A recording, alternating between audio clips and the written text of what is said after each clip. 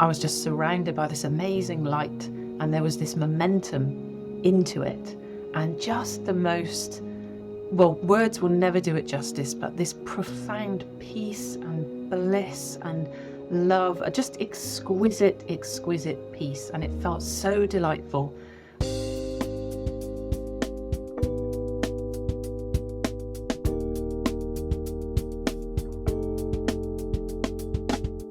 This week, my guest is Wendy Harrington.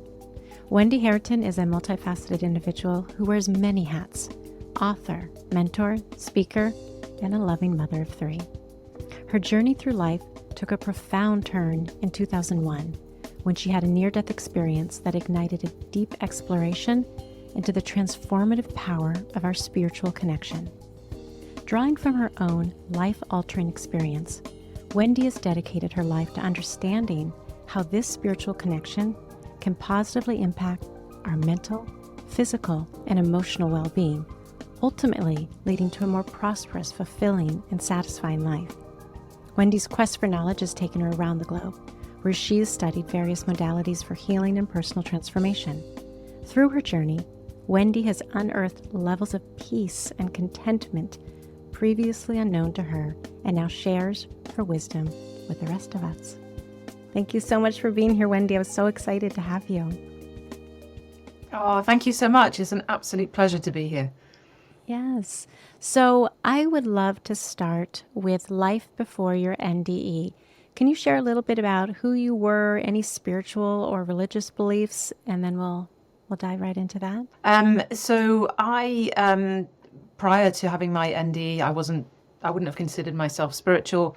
As a kid, I did go to a Church of England school and kind of went to church with the school, but, never really was religious or anything. And kind of had this idea, we're born, we die, we're dust. That's it, that there wasn't anything else. I had, and as a career, I had 10 years in banking, and what I would consider just a normal everyday life, really. But there was always something in me, like I felt like something was missing. I remember actually at 9 years old looking around and thinking, like, is this it? Is this life where you get married, you have some kids, you do a job, you don't even enjoy that much, and then when you retire, maybe you have a bit of fun.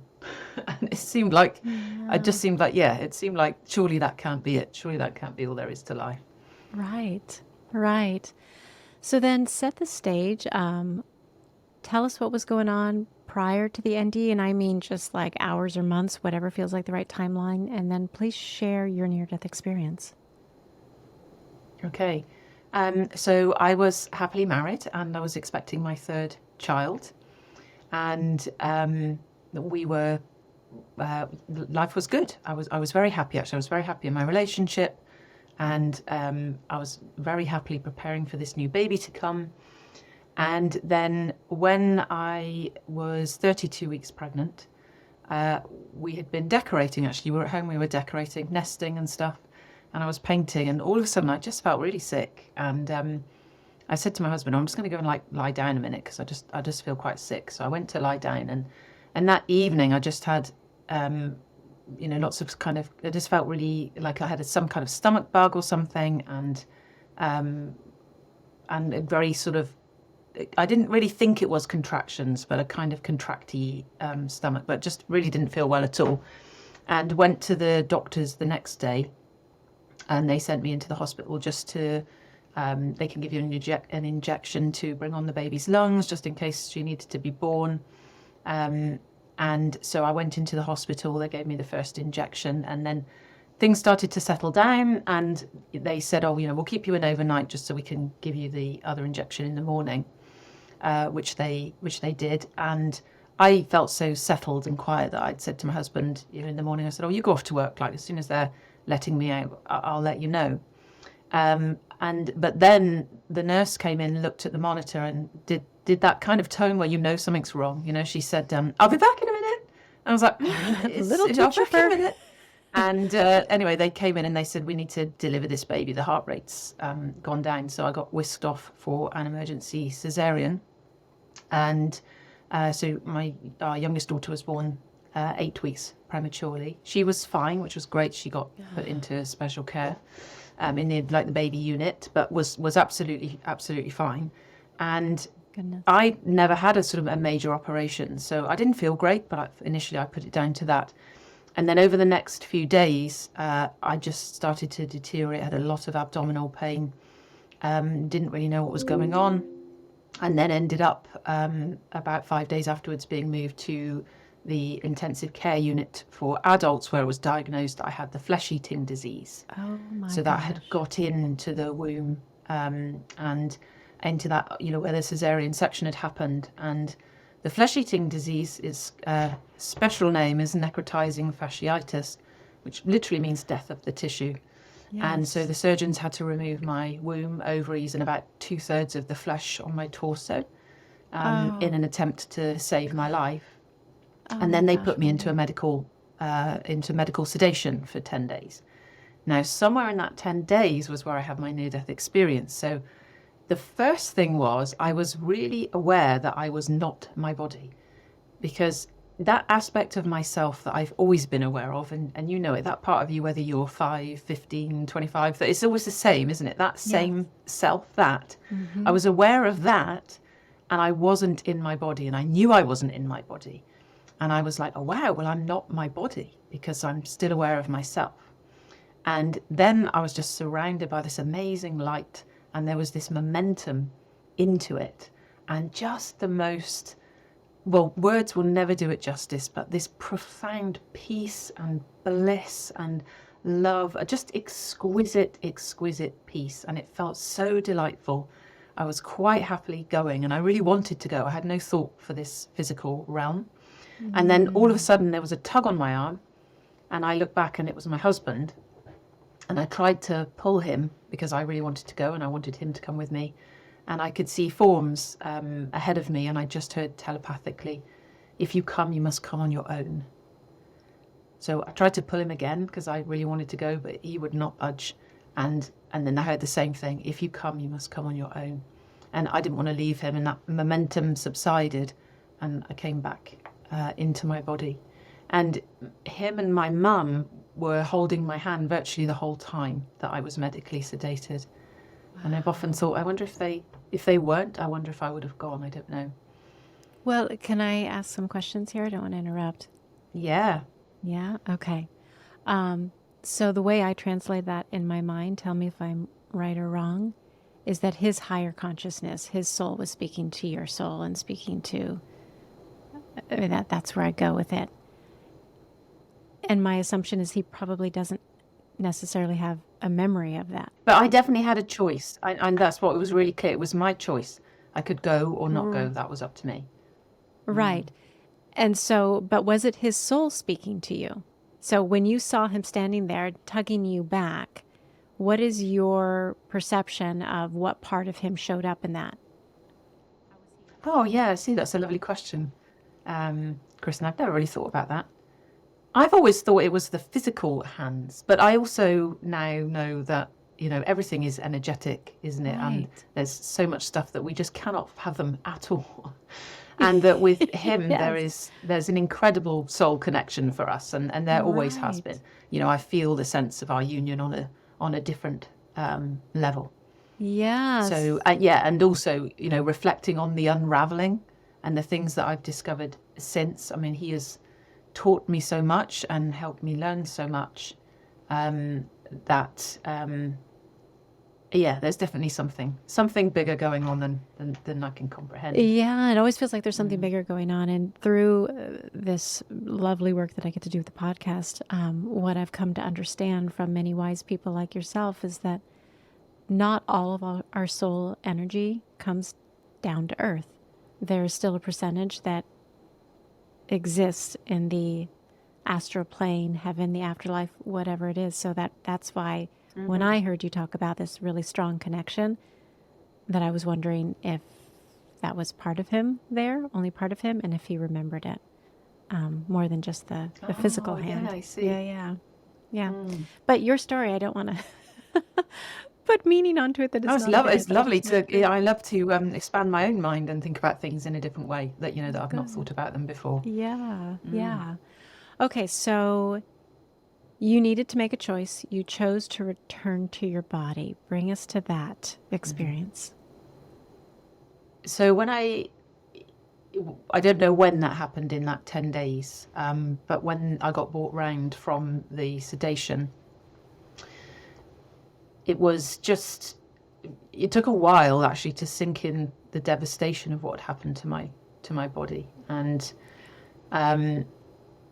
that, initially I was quite confused, and I remember actually I knew I'd had a baby, and I knew who everybody was, so but I did have some. I couldn't remember the words for things. I remember that too as well. I couldn't remember the words for glasses. I wanted my glasses. I wear glasses, and they were on the side, and I could see them on the side, and I couldn't remember what they were called. Right. And so I was, and then I'd try and I couldn't speak as well because I had. Oh, that's right. This is funny, isn't it? I'd forgotten this. So I actually couldn't talk when I first came round because I had a tracheostomy, but also I couldn't remember the words for things, and so I was trying to gesture, and that was tricky with the family. And then my mum had this idea. I don't know whether you know, in the UK we have these, they're called a mega sketcher. Used to be called like you write on it, and then you can wipe the writing off. Etch a sketcher thing, yeah. So so we had ones where it was like easier than the twiddly knobs of an etch a sketcher. It was like a pen, and you could write. Yeah, well, I have one downstairs. We use it like dog has been fed. Yeah, perfect. So my mum brought that in so I could write, but I would write these like very long-winded ways of trying to describe something because I couldn't remember what it was. And then also, even when they'd guess, I'd keep writing like into the corners of the thing and sort of writing over. So it was quite a bit of mental confusion. And then I guess as that cleared, it was gradually realizing what had happened to my body, and and what I was left to deal with and live with. And I remember the first time seeing it because it was kind of dressed initially, and they'd done some grafting. So they took skin from my thighs to graft my torso, so the sides of my torso. But I lost so much muscle and flesh on my stomach area that my bowel was at the surface, and there was lots of there was lots of physicality to deal with. So I was in intensive care for 6 weeks, and then I had 6 weeks on the plastic surgery ward. So I had 3 months in hospital of them beginning to sort of patch up this body and put it back together in order to see could I get upright. So I ended up, the final operation they did was a piece of pigskin that it's incredible, isn't it, what they can do these days. I'm so grateful. A piece of pigskin to seal my bowel in place, and then they took a piece of my left thigh and put that up over my stomach. So I have a large piece of my thigh on my stomach. So, and that was devastating too, because it was like I felt like I looked like a freak, and then I felt like I looked even more freaky. And I'd also had septicemia, where they had restricted the blood flow to the vital organs, and so that had damaged my feet, and I'd lost toe tips and instep, and so there were these blackened toes, and all of a lot of physical mutilation to deal with, which was not easy. And I really struggled with it because I thought it was so ugly. I can understand. Here you are, a young woman, and to not recognize your body and to feel like it's just been sort of, I'm hearing the word in my head, massacred. Like, what just happened? Yeah. Oh my goodness. And so I'm also imagining you go to this and this is what I hear all the time, you go to this, there are no words, blissful, profoundly blissful place. You don't want to leave, and then you come back and you're in a body that you no longer recognize. But I imagine you're also in a lot of physical pain. Yeah, there was, thankfully on and off, it was some pain through procedures and things. But then actually, well, not too bad. Tolerable, I think, is the word I'm looking for, and uncomfortable again, but tolerable, because of, and actually, in my torso, that was the least painful thing. The most painful thing actually was my feet, because where they'd been so damaged by the septicemia, and of course, you have to get up and move around to be on your feet. So they took a long time to come to a place where they were more comfortable, as in like years and years. Years and years. Wow. But yeah. But I was always very grateful, actually, that there wasn't intense pain, because that must be very hard to live with. But a lot of discomfort and uncomfortableness and adjustment. So with this transition, you're dealing with so much trauma and recovery to try to restore your own relationship to your body, your mobility, your health, your pain management with your feet. Did you immediately remember your near-death experience? Did it take time? Did you tell people? Did you not? That it was vivid, and I did immediately remember it, and I told my mum and my sister and my husband about it, and because actually it's always stayed with me. It was incredibly vivid, and it kind of still is. It's like it's still there, and there was a point where so after I'd come home from hospital, I had my first experience of automatic writing. So I got woken in the early hours with a sentence in my head. It was just on repeat. And so I got up in the end, and I thought, I'll write it down, because it was so persistent. And as I wrote it, then the next line came, and the next line, and the next line. And I wish I still had it. Sadly, I lost that piece of writing. But a lot of it was sort of saying, you as humans do this and you hurt yourselves, and you do this and you hurt yourselves. And it was quite blunt to our egos, but it was also like, we do that. Like you hold on to the past and you're just repeatedly hurting yourself, or you refuse to forgive and and you hurt yourselves. Yes. And it was, but there was also a piece where it said, there's love and fear, and everything else in between. And it's really important that you choose love in order to have a different experience. And as humans, you're unwittingly choosing fear, so that we're creating from those energies, but we're unwittingly choosing fear. And I've seen that in lots of places, like love and fear and everything in between. And I really think that's it. There is this love energy that we can access and live from, wide open hearts. And, and then there is fear energy, and that collectively we're in this energetic soup together. And the stories just get passed on, and then we end up repeating things. But there's always the opportunity to heal and become present to the moment and realize the love that you are, and that it's inside of us. Yes, you're speaking my language. So, this is the most beautiful thing. It is so profoundly true. And this is feels like so much of the crux of our suffering, is that we are unwittingly, to use your words, continually repeating the habit of connecting to fear consciousness, whether we're aware of it or not. And sometimes it can be both, and everything in between. So you help me understand, are you feeling like you're doing the automatic writing? Are you feeling connected, like because of your near-death experience now, sort of the veil between this current sentient life and our more spiritual connection? Are you feeling connected to guides, or one, say, person, one soul? Can you help me understand that relationship? I never knew. And I never really kind of questioned it. And that I was freaked out is too strong a word, but I saw it as something else. Initially, I saw it as something else, that there was something else, and then there was me. And so still having this quite a strong separation between them, really. The idea that there's, spirit, and there's me as a human receiving this information.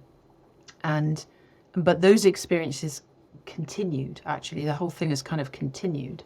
And I also, one of the things I did was I did a psychology degree. So I got drawn to Eastern philosophy, I think because my body had such damage as well. And really as well, it's like, I wouldn't change a thing. Somebody said to me once, if you knew what you knew now, what would you? And I said, oh my God, I would not change a thing, because everything it has taught me, to truly know love is such a beautiful thing. And also that for me, we don't need to have a near-death experience. We can access it now. That's right. That's why I'm so happy you're here. That's why I'm so happy you are here. Yeah, and I used to think as well, oh, why didn't I get like, this full information? I've watched other people with near-death experiences and they come back with some of the most phenomenal information, don't they? Having met, well, even like, Christ and, Yes. these various things on phenomenal information. Yeah. And I used to think, oh, I didn't get that, I just got this sort of moment of knowing love. And then actually this deep human journey of the healing of my suffering and the psychological suffering. So not just the physicality, that's like one aspect, but the worst bit is the psychological suffering, isn't it? The way we, beat ourselves up and think we're not worthy and hate ourselves. That's what I came to see was like, God, I hated myself. Right. This deep place of that. And so to just backtrack a bit was I started to study Tai Chi and Qi Gong and the energy of the body, and I did a shiatsu, which is Japanese massage therapy for those that don't know it.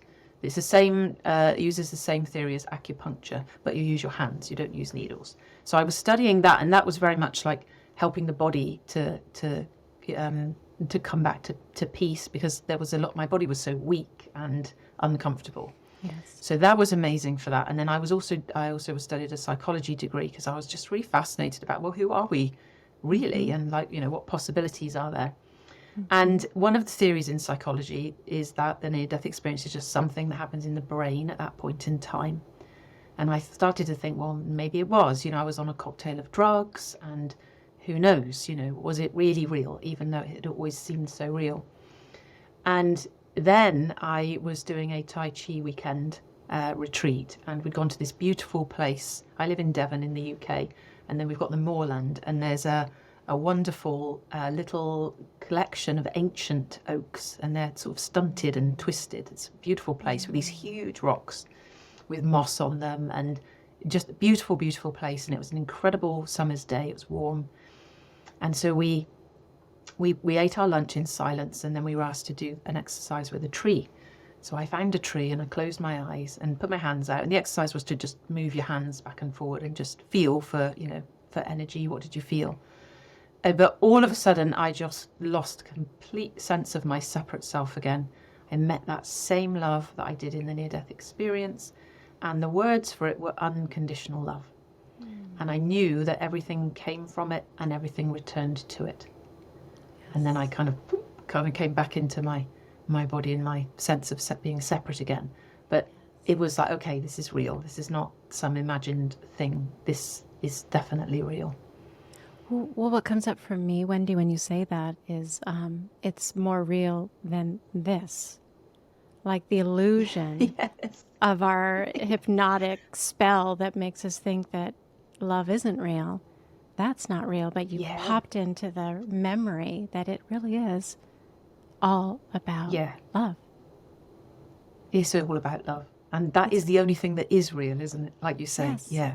Yes. And yet I was listening to, you had a video, and I was saying to my husband, you have to watch this. This is so right on, so needed. And I'm so glad that whomever is tuning in, that they can benefit from your wisdom. Because when we're in this really calm state, we're having this conversation and we recognize and we have moments of remembering, yes, it is about love.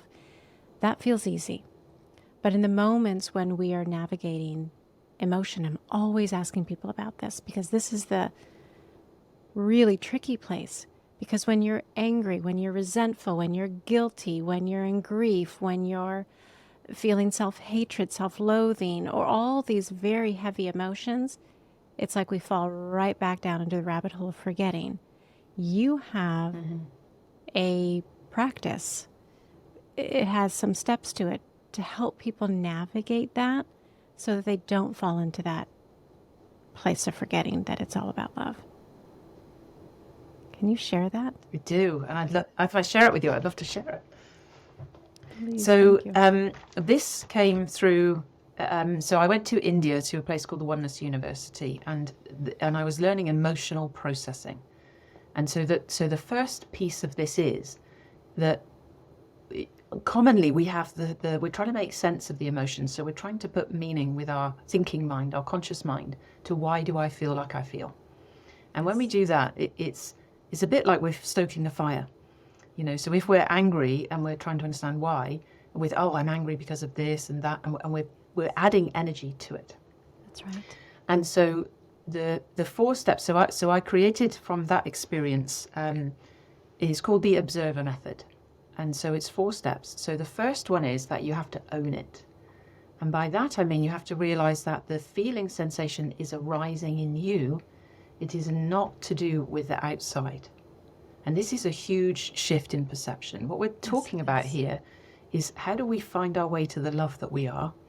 And one of the things is we do it by realizing that the world works from the inside out, not the outside in.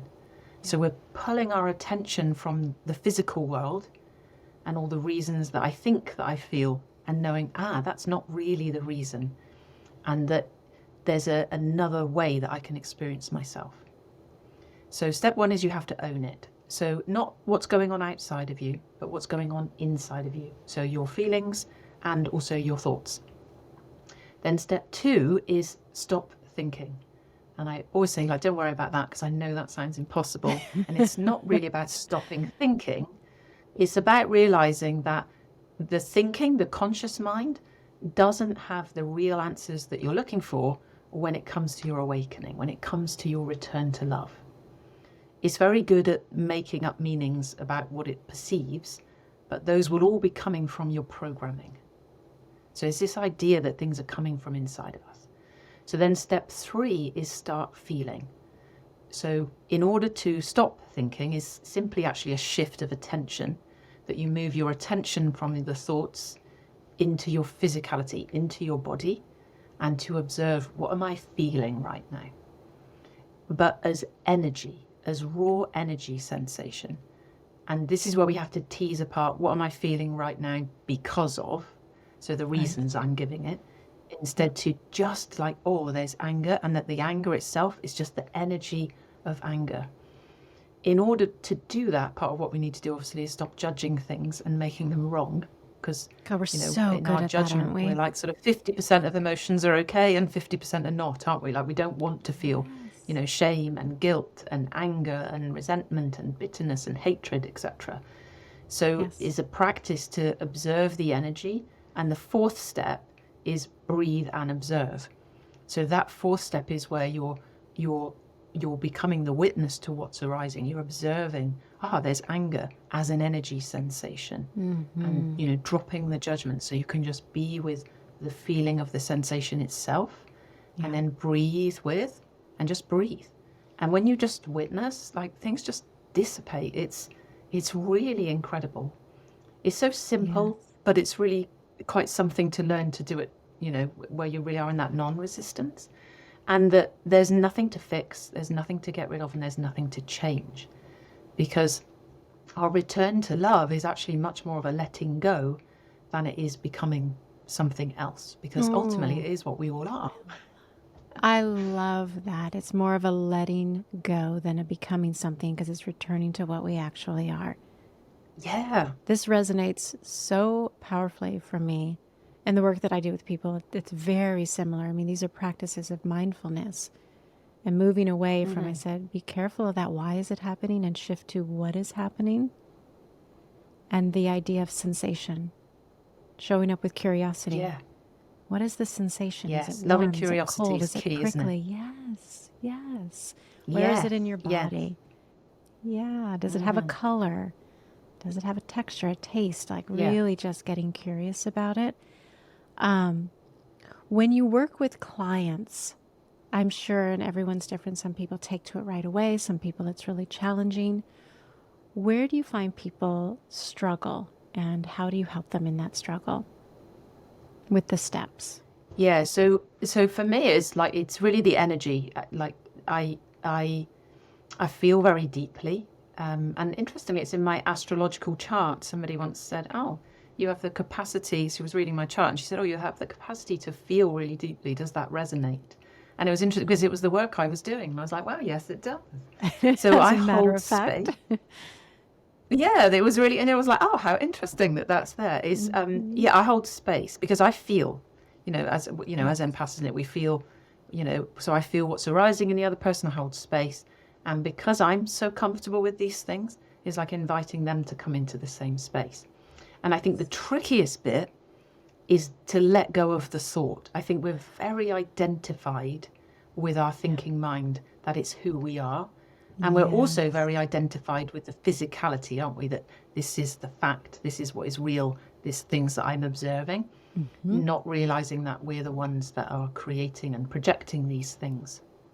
So it's a combination of pieces of a puzzle, really. So for me, the emotions is one piece of the puzzle, learning to process emotion so that you can drop underneath, and that, that there is wisdom. All of us have access to this divine wisdom. And when we can quiet the thinking mind enough to get underneath, then that wisdom can arise and we can hear it.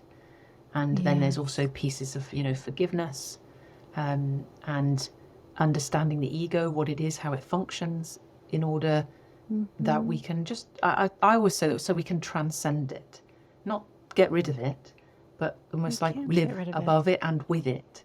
Because there's nothing to get rid of. And in fact, it kind of gives us this gorgeous experience of being a human, doesn't it? Right, so, it is there for a reason. But understanding how it functions, because it functions in fear, which is why we're stuck in it, because it is what we think we are, and it functions from fear. That is just how it functions. It's not wrong, and you can't change it.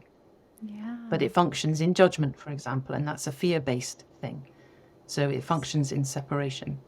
And then there's also a deep piece of the work I do where I call it the ego inception. So that moment in this lifetime where we came into existence and we forgot we were love. And that moment in time, there we make up a lot of meaning about ourselves, the world, and other people. So it's seeing that, so you can see, that's where my patterning and programming, the core root of it, where it's coming from, and to realize, wow, I'm making up all this meaning, and if I'm in this infinite possibility universe, then I can make new meaning, which I love all the science now that's coming, for neuroplasticity, and it's so cool, isn't it, that it's not, we're not stuck with personalities. We've created them, and we can bring change to them. Right. We can change the lens. We can change the lens and create new scripts. And there's so much more possibility, because so much of what I'm hearing you say is around this identification with the ego, not recognizing what it is, that it's fear-based, yes. And also this projection. If we're, per our conditioning, we're just replaying the same script over and over again, limiting possibility. And how empowering if we can shift the practice of how we are in relationship to our feelings, the limitlessness that makes available. So who are some of the people you work with? Like, what people are drawn to you, and what are they hoping for, if there were themes? Yeah. So I tend to work with entrepreneurial women who have a sense of a soul's calling, that there's something that they want to do in the world to make change. It's not just entrepreneurial women. I do also work with women in corporate who feel like there's more to come out of them, and they know they're holding themselves back.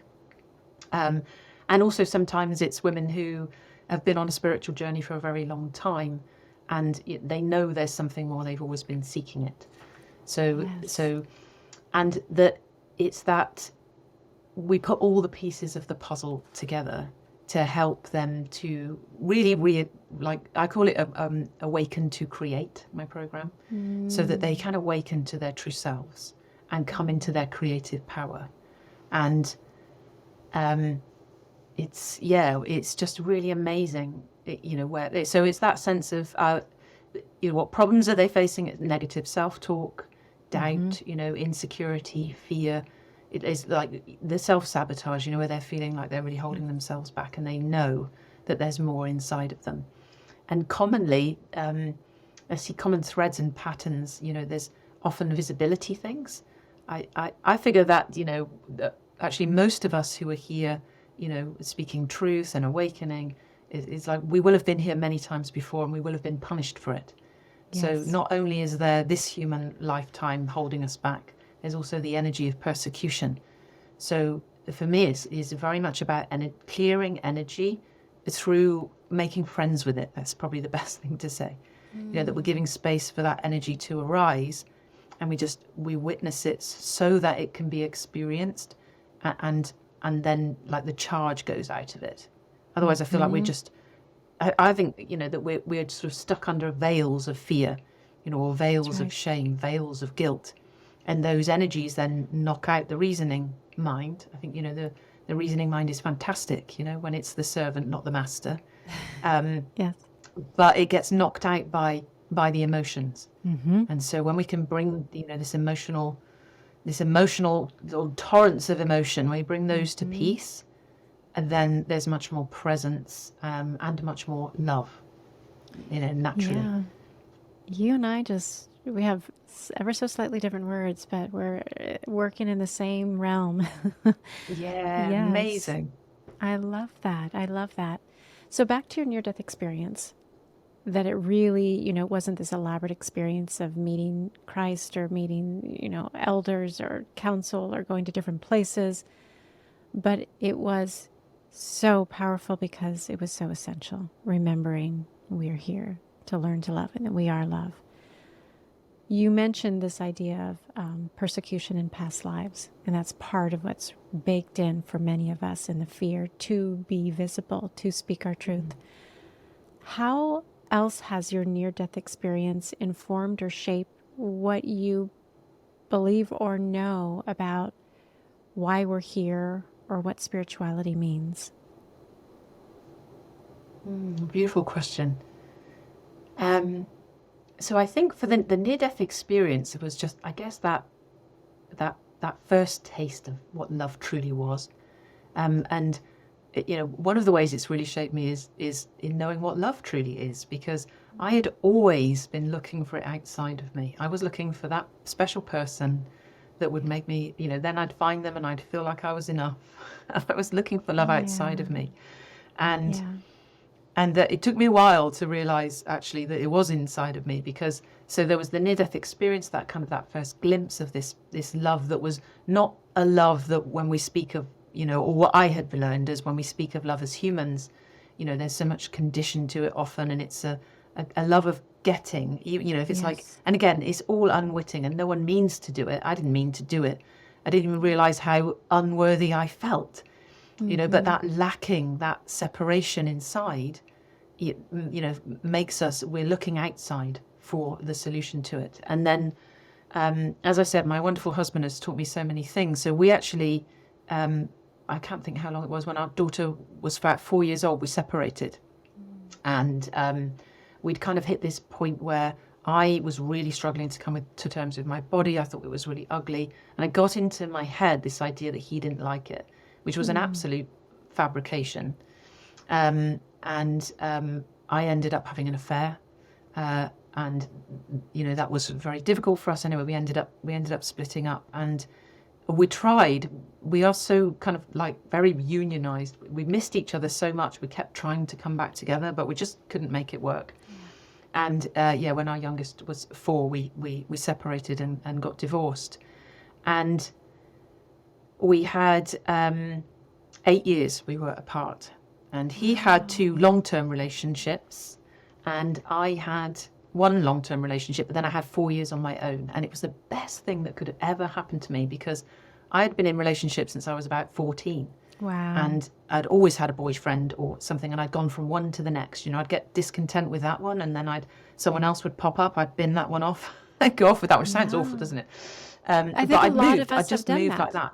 Yeah. Yeah, looking, common. thinking, it will be this one, it will be this one. Not really realizing that the discontent was mine, and it was in me. Yes. Anyway, in that period that I was single for 4 years, I had a brief relationship with somebody, and it didn't work out. And I in the end had sort of said, oh, look, don't worry, it's fine, let's just be friends.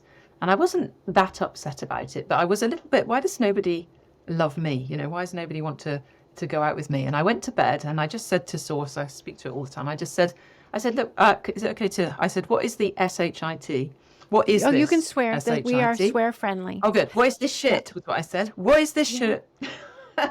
I'm so bored of it. And, you know, like, just show me what it is. And I went to sleep. And in the morning, I got up, I got in my shower, and Kristin, I was just flooded with love inside. And I was like, oh my God, it's inside me. I've been looking for this love outside for my whole life to this point, and it's inside. And so I think that for me was probably where that unionizing came, of realizing that I am love. You know, it's in me. And just really kind of starting to realize that, which was just amazing. And so I think that, like, it's in all of us, and when we are that love, then we become the overflowing cup of love, don't we? And then we just have the most divine interactions with other beings, and you know, we're then embracing of all. We know we're all connected, and that I don't understand why we fight each other on our differences. It's never made sense to me. I look at people and I think we've got way more in common than we have, like, different, you know, when it comes to the difference of a skin color. I get that, you know, psychologically it's what's unfamiliar, but it just makes no sense. It makes no sense. I mean, we are part of the human beauty, family. Isn't it? It's such beauty in difference. Exactly. Exactly. I love that so much. And the question that I have that's coming up for me, because I have had experiences like that, and I can open up that place. And I love how that's so bridged with, if you're struggling to do that, let's take a look at your emotions, and instead of resisting them, really inviting that process that you described so well. I also know that I've worked with people who either don't have a spiritual belief system, right? Or they have a hard time connecting to love because of trauma. And so that, you know, if they're lying in bed and saying, what is this shit? What is this shit? They stay with, it's just shit. Like depression and all of those heavy emotions come in. How, if someone is in, I feel like I'm answering it as I'm sort of verbally processing. So what I was about to ask, if someone is going through something difficult and they're not feeling a connection to love, start with the emotion.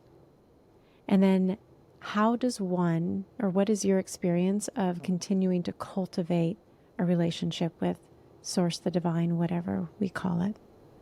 Yeah. Oh, beautiful. Lovely question. So I think forgiveness for me is a really big piece of how we unravel ourselves. And that if you don't have any sense of anything greater than yourself, I also think faith, because that to me is I feel like that's the root of all of our problems. Not religion, I agree, but actually just totally the fact different. that there is this pure unconditional love that is the seed of all the religions. And really, I think love is the heart of all these things, and it's love, isn't it?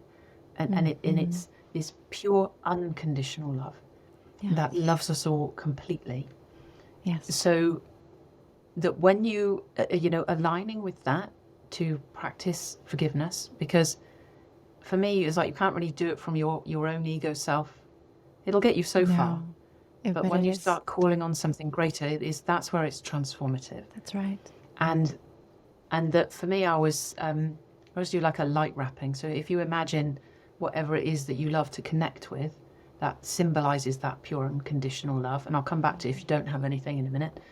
That you see that symbol, you see the light of that, you visualize in your mind's eye yourself, or because often we have to forgive ourselves, don't we? Yourself, I'm so glad other people, situations, and wrap them in light. Just see them. And to me, we're calling on something greater to help us there. If we don't have a sense that there's something greater and we're caught in our own suffering, I think to start with the emotions, but that's tricky as well. If they're heavy and you're in them yourself, then that can actually be a bit. So get support is one thing I'd say. Get support from someone who can hold space for you, because it's also when we're talking about trauma here, it's also looking at what is it that I think and believe, and we know that our beliefs are creating our experience, aren't we? So if I'm and like, and then like, Buddha said that holding on to resentment or holding on to anger is like, drinking a cup of poison and expecting the other person to suffer or die from it. Yeah. So we have to realize, and again, that you have to be so gentle with this too. So the first thing I'd say is loving kindness for the situation you're in, loving kindness for your inner voice, even if it's really negative, is so that you can get curious enough to create some space. And when I work with my clients, so we work with the observer method for the emotions, we always start with that. But then we also bring the observer method to your thinking, because your thinking is also not fact. That's right. It's just noise coming out of your patterning. Yes. And so when you can become the observer to that and just be with, then there's quietness underneath that. But it's difficult if you're in a lot of suffering, because I think we're doing our best to avoid the feeling space because it feels so big. And so with absolute empathy and gentleness, because if we're really stuck in our trauma, that can be very difficult for us to bring it home to ourselves. Yeah. And you had, I'm going to just, because it feels like this was done to me, this awful thing was done to me. And so that can be hard to say, how do I take ownership of that? When we're talking about, abuse or rape or, Yes. some of the genocide, if we took it to its extreme, these awful things that happen here on the planet. That's right. And I think for me there, it's like you have to scale up. You have to come to the extremes that we started with, actually, that there is love and fear. And so these catastrophic and devastating experiences, they are the play out of fear energy. And it's not personal. And it's not personal. So And the transition is to love, and each of us, that is our mission, to return to love. To return to love. So you had just mentioned, you said, people are having a hard time thinking of something that they can connect to, like something that you're going to wrap in light as that emblematic symbol to return you to love. If people don't necessarily have a spiritual connection or they're struggling with it, you said you had some thoughts on that? So I think that what's helpful for that, I think it's presence. Yeah. That presence to the moment, because I can understand, because as well, I had such resistance to something greater, because I had a lot of resistance to religion, because to me it's resulted in a lot of deaths. That's right. And so the same. idea of Christ, or those things, because for me, I practice with Christ, with Jesus, because I'm a student of A Course in Miracles, and it came through there. So I'm not religious, but for me, just connecting with that energy has been incredibly profound. So here I'll show that. I don't know if this is helpful. So for me, when I was massive resistance to religion, and also the idea of something else, and or how do we access that? Because obviously religion is a way, isn't it? It gives you a way, it gives you things to do, and that's how you're connecting. And I didn't have that. Right. And so in studying A Course in Miracles, I suddenly realized one day, I'm reading it and I'm thinking about it, but I'm not really practicing, because I really clocked that the practice is hanging out with Christ. And so I Googled images of Jesus. I found one I liked. I chuckled to myself. I thought he probably looks nothing like that, or looked nothing like that. And I thought, but I'll give it a go, because there's nothing to lose. Right. So you could try any symbol, because if you're really suffering, there really is nothing to lose and potentially everything to gain. Yeah. So it's almost like it's worth going for it, isn't it? And so it could be, Buddha, Christ. For me, there's something incredible about the Christ energy. But, Mother Mary, maybe one of the archangels. Find something that is a representation of that pure unconditional love, and then give it a go. Then give it a go. Because also, just to finish, is the mind thinks in pictures. So if you're looking at an image that is love, and you're focusing on that, that's what's coming into the mind, and then that's, we experience where our attention is. So for me, another thing I used to do, so I used to do the light wrapping practice, but I also just used to think about this picture in my mind as much as I could. If I wasn't using my mental faculties for something, I would just think about this picture. And every time it would make me feel so happy. That's right. Well, I Make me feel love that. so happy. So I think what I hear you saying, and what I do with this as well, because this has come up with many clients. All of those are spiritual or religious deities, right? They're these iconic images that to some people feel very uncomfortable. So what I'll ask them to do is, if they like animals, if they receive unconditional love from their dog or their cat, connect to that. If you have a memory where you felt love, like one of my favorite memories is when my son was really little. My brother's one of my favorite people. They were on a hill and I was down in a house looking through the window at them at the hill, and my brother had my son on his shoulders. And I thought, oh my God, I just love that. So holding that image. I have one client who puts on this silly hat because it makes her laugh. And I'm like, if you need to put on that silly hat and that connects you to joy, joy is love. You're getting one step closer. So it's like this crawl, walk, run. Start with whatever creates the immediacy of something that is either love or close to love or is on the pathway to love. Because whatever brings a smile and fills your heart back to that sensation, what a wonderful starting place. Yeah, it's a great place to start, isn't it? And to cultivate those feelings. And then I do think that it's it is about actually committing to do the work, and with the support that's necessary to heal. Yes. Isn't it? To come to actually, because it is these deep beliefs that we have about ourselves, which are simply false, which are creating our suffering. Which are creating our suffering. Yeah, so they're just this feels false. like They're not real. I know, thinking, feeling, and believing. Like if you're not able to examine that, you can really amplify your own suffering and get stuck. So Yeah. I would love to hear, how do people work with you, learn about you? Where do they find you? Okay, great. Thank you. So I'm on social. I'm on Facebook and Instagram. People can find me on there, and also have a YouTube channel with various videos on that they can find me on YouTube, Wendy Harrington. And I have 2 books. So one is called Process and Prosper, why it's essential to stamp your feet and get angry and how it can save your life. And that was the first book I wrote when I'd learned about the emotional processing. So that actually has a 7-step process in it. And the 4 steps is a condensed version of that, because when I began teaching it, I'd say, have you done the processing? People would say, oh, I can't remember the steps. So I've moved it to 4 steps.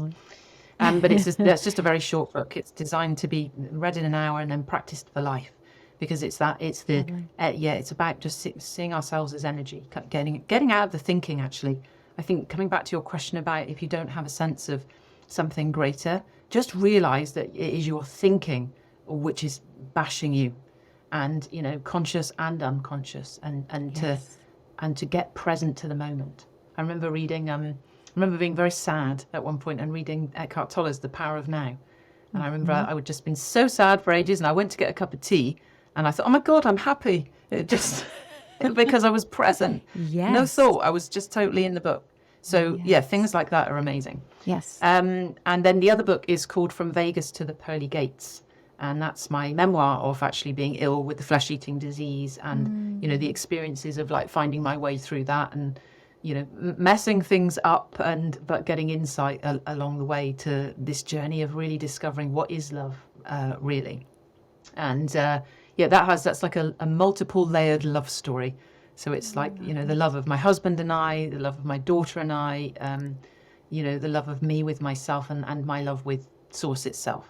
So it's that's sort of multiple layered, that one. And then I also run I do a regular masterclass called Self-Suppression to Soul Expression. And on there we're looking at these pieces of the puzzle in order to find our freedom from where we've got ourselves in this self-imposed lockdown. That's what it always appears to be to me now. That's well said. That is well said. Well, this is so important. I just thank you so much for sharing your wisdom and your guidance. And it's like this beacon of light for people to remember It is about love, and you have created content and material so that people are not alone. There is a pathway, and nothing could be more important. Mm-hmm. Thank you so much. Thank you. Wendy. It's I feel very blessed and honoured to do it. So yeah. Is it? Should I share a link, or I don't know where you? Yeah, well, Courtney give is you going to one? make sure Yeah, all so- the links, but say them all. Like, people might be in a place where they can write things down. So I'll just give one. So the website is Wendy or it's Wendy-Harrington.com. Okay. And then the masterclass is Wendy-Harrington.com/soul. Okay, /soul. Very good. And Thank you I'll for let you have clarifying that. that. Yeah, I'll let you have other links. That'd be great. Thank you. You're welcome. We're going to promote, all that we can so that people can find you easily, because I'm sure people have been feeling the importance of this and how it resonates in their own life. So what a pleasure. Really appreciate your time. Thank you. Oh, and thank you so much. It's been so lovely to share with you, and it's just gorgeous to connect with you, Kristin. We're definitely very aligned. Yes, Yeah, definitely. really lovely. Thank you so much. How I Made It Through is produced and distributed by EIQ Media, LLC. Elevate your emotional IQ with podcasts and content focused on overcoming adversity, leadership, mental health, entrepreneurship, spiritually transformative experiences, and more.